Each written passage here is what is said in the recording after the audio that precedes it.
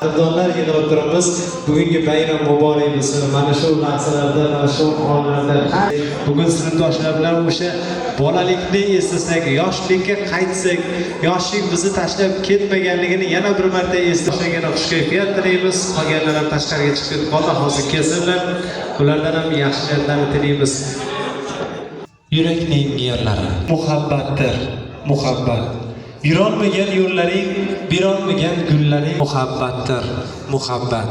Tugadi ko'p ko'z yoshlar, sumbul soch, qora qoshlar, axir bularning hammasi